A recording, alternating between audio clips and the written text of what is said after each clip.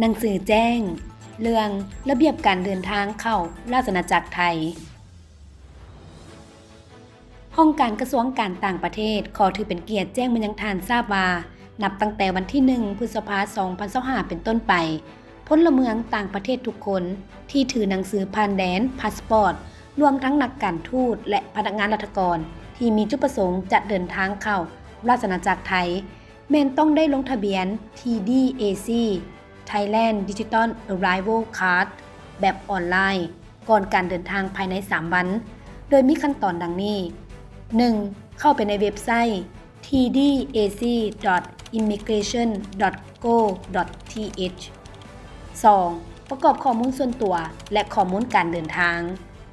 3. กดส่งข้อมูลและรอท่ารับการแจ้งตอบยืนยันทางอีเมล 4. นำเอกสารยืนยันที่ได้รับนั้นไปแจ้งต่อเจ้าหน้าที่ตำรวจกวดค้นเข้าออกเมืองของไทยดังนั้นจึงแจ้งมายังทานเพื่อทราบและพิจารณาแจ้งให้กับภาคส่วนที่เกี่ยวข้องทราบตามทางควรด้วยบอนคำเจืองมณีวงศ์เซ็นแทนหัวหน้าองค์การกระทรวงการต่างประเทศนครหลวงเวียงจันทร์วันที่28 เมษายน 2025